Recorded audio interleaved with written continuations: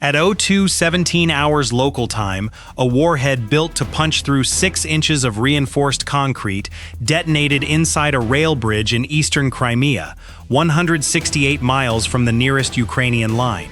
The span it struck carried a single track, one line, no siding, no parallel route, on a corridor rated to move 47 trains a day between Russia and the peninsula it occupies. Fire climbed roughly 400 feet into the dark and stayed visible 12 miles out across the flat Crimean steppe. 90 miles to the west, at the same hour, a second bridge was already burning. Ukraine did not hit 2 bridges that night. Ukraine hit the last 2 doors. Start with the map, because the map is the whole story. 3 railways have ever fed Crimea. The first ran from Kherson through Armyansk, and it died in 2014. What was left of it was buried when the Antonivsky rail bridge over the Dnipro came down. That leaves 2. One runs from occupied southern Ukraine through Vladyslavivka to Dzhankoi, crossing the Syvash lagoon at a narrow neck of land called Chonhar. The other runs from Russia across the Kerch Bridge and turns inland through a junction station named Vladyslavivka, opened in 1896. Both are single track, neither is electrified. Everything Russia moves onto that peninsula by rail, fuel, shells, replacements, spare barrels, moves across one of those 2 crossings. There is no third. Ukraine took both of them apart in June, Vladyslavivka on the 19th. The Syvash crossing at Chonhar on the 21st. 15 bridges went down across the occupied south that month alone, 8 of them rail. And then Ukraine stopped and waited and let Russia do the work. Russia did everything a competent army does. Pontoons were dragged out beside the damaged spans. 1 lane reopened for passenger cars while every truck and every heavy vehicle was pushed onto the floating crossing. Engineers began pouring an earthen causeway across the Chonhar Strait, not a bridge, a wall of packed dirt, something that could not be dropped into the water because there was nothing underneath it to drop. That is the language of an army that believes it has solved the problem. Ukraine was not trying to solve that problem. Ukraine needed exactly one thing to happen. Freight had to start rolling again. Because a closed bridge is not a target. A closed bridge is a hole in the ground with steel over it. It only becomes worth a warhead in the second it starts carrying weight again. Repairing a bridge is not restoring it. Repairing a bridge is handing it back. Think of a mousetrap that has already snapped. On the floor, sprung, it is harmless. You could pick it up with your fingers.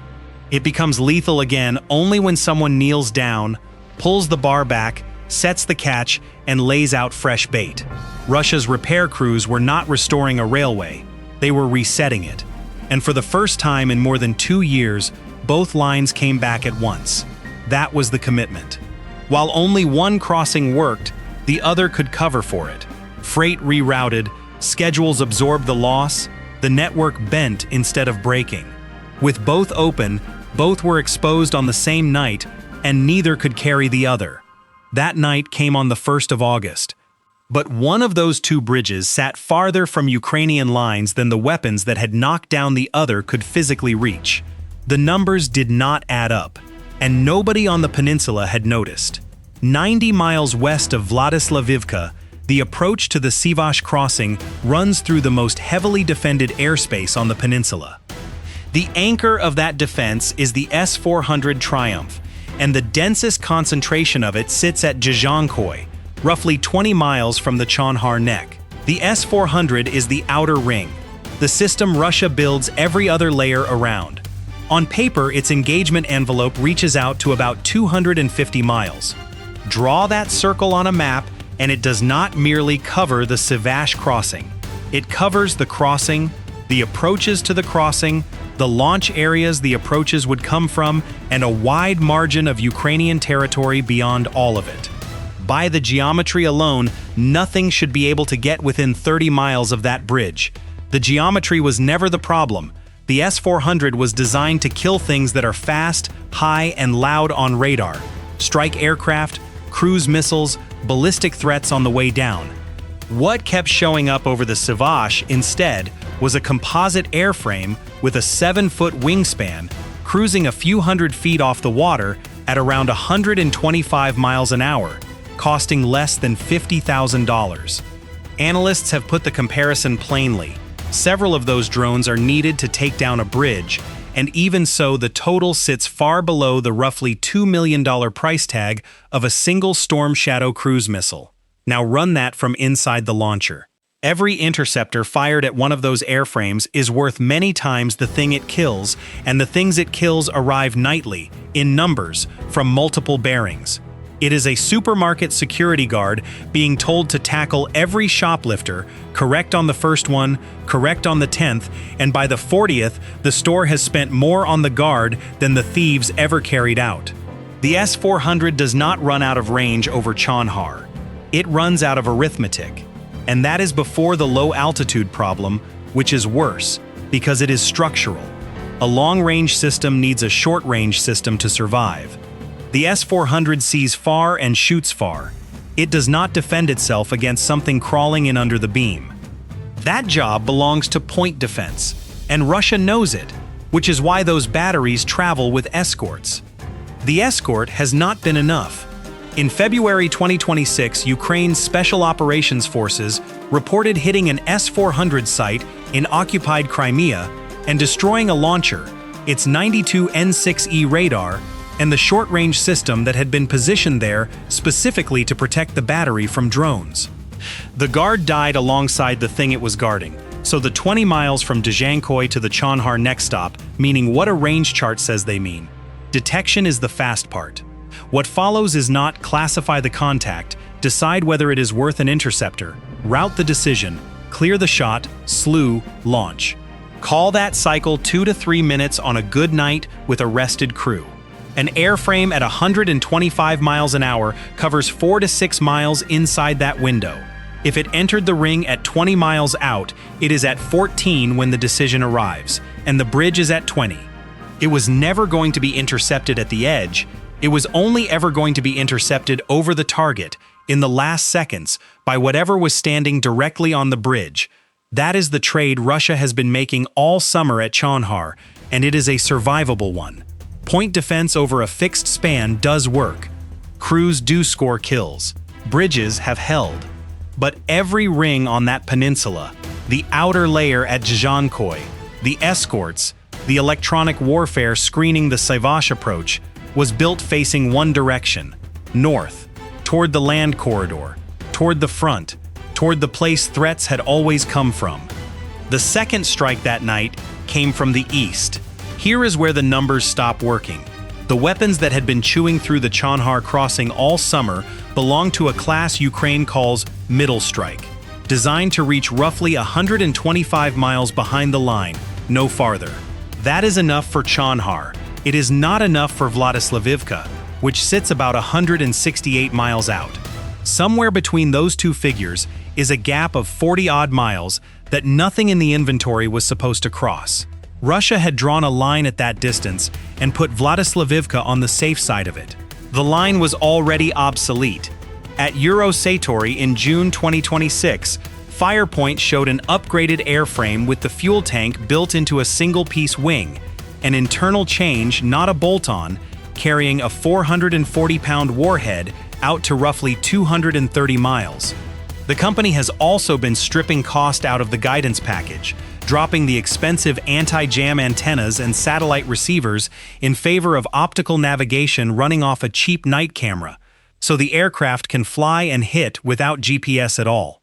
Their chief designer described going through something like 7 generations of navigation systems to get there, so the reach required to put a warhead on that junction existed. What did not exist was anyone on the Russian side redrawing the circle. The blind spot was not in the radar coverage. It was in the filing. Vladyslavivka had been classified as rear area, a place where you stack spares, park locomotives, and post a duty officer, because rear areas are where nothing happens. That classification was made when it was true, and never revisited when it stopped being true. The defense at Vladyslavivka did not fail. It was never ordered. And of all the places on that peninsula to leave uncovered, this was the wrong one. Vladyslavivka has been a junction since 1896, where the line to Feodosia meets the line to Port Krim. It sits 5 miles from the Kerch connection. Every ton Russia pushes across the Kerch Bridge and onto the peninsula by rail funnels through it.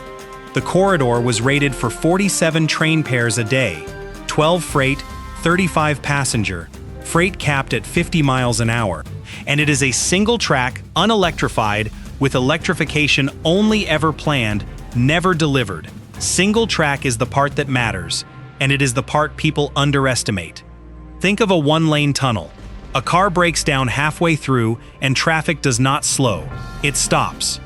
There is no passing lane, no shoulder, nothing to route around, and the queue behind it cannot do anything except sit there. Every other rail network on Earth solves this with sidings and parallel lines. This corridor has neither. Cut it at one point and you have not reduced throughput. You have set it to 0, from the Kerch Strait to Dzhankoi, until somebody physically repairs the rail, which is what the warhead was built for.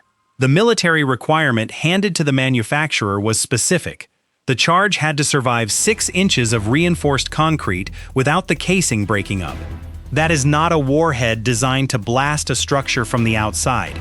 It is designed to survive the impact, get inside the mass, and detonate there, where the concrete cannot spread the force away and the reinforcing bars have nowhere to flex. One track, one junction. One charge engineered to go inside before it goes off. And on the night of the 1st of August, for the first time since the June strikes, both corridors were carrying freight at the same hour. That was not a coincidence of timing. That was the reason it was that night, and not any other. Chonhar first. The crossing sits on open ground. Salt flats, no ridge lines, nothing to hide behind, and nothing to hide the bridge either. The approach comes in low over the Syvash, and the last mile is the only mile that matters, because everything before it was already conceded. The impact on the rail deck. The charge does not shatter against the surface. It goes in, the way it was built to, through the concrete and into the mass, and detonates where the structure cannot shed the force. Concrete does not fail where you hit it. It fails along the line of force the hit interrupts. Reinforcing bars buckle inward. The bed lifts, drops, and sets wrong. Rail that was straight is no longer straight, and rail that is no longer straight carries nothing. 90 miles east, the same minute, Vladyslavivka. Second detonation on the junction approach. Sleepers thrown off the embankment, ballast scattered, the track opened across its width. Fire on the rail line. The same signature satellite monitors had picked up over that station in June, appearing again in the same place. Then the part that has no sound. Somewhere a dispatcher works the northern corridor and gets nothing back. Works the eastern corridor and gets nothing back. Both lines, the same hour, and the reroute that has absorbed every strike since June simply is not there. Because the reroute was always the other line, and the other line is the one also burning. A single-track network does not degrade gracefully. It holds at 100% and then it holds at 0. The pontoons are still floating at Chonhar. The earthen causeway is still standing, exactly as advertised. Unbreakable, unsinkable, and completely irrelevant, because pontoons and packed dirt carry trucks. They do not carry freight cars. Every ton that was moving by rail an hour earlier now has to be broken down, lifted onto vehicles, and driven across a road network that Ukraine has spent the entire summer taking apart. Ukraine's general staff announced both strikes the following morning. Russia said nothing about damage, which is the response it has given all summer. An independent confirmation of how badly either span was hurt has not followed. It did not need to. The 2 doors closed within the same hour, and there was no third. Add up what that night cost, on both sides of it. Ukraine's side of the ledger is public. The class of drone doing this work runs under $50,000 a unit, and it takes several to put a bridge out. Call it a few $100,000 for a night's work against 2 crossings. A single Storm Shadow cruise missile costs about $2 million. Russia's side is measured differently. A damaged rail span is not repaired in an afternoon. It is measured in weeks, with engineers, cranes, and a work zone that has to sit still in the open for every one of those days. Which points at the thing that actually broke this summer, and it was not a bridge.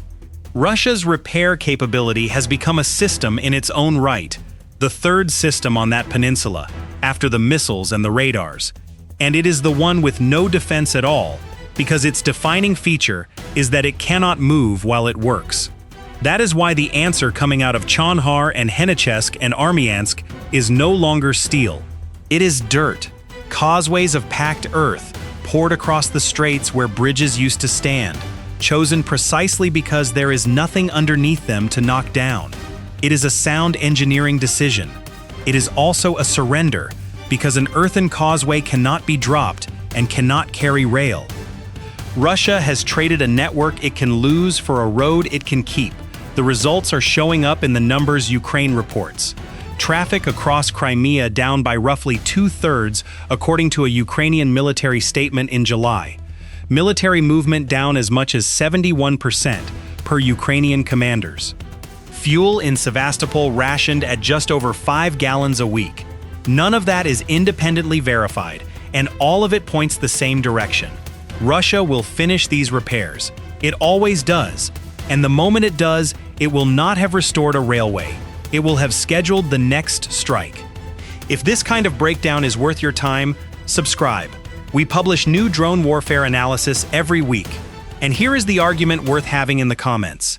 When repairing your own supply line is what marks it for destruction, is there any defense left, or does the defender now only get to choose between losing the route and losing the crews sent to fix it?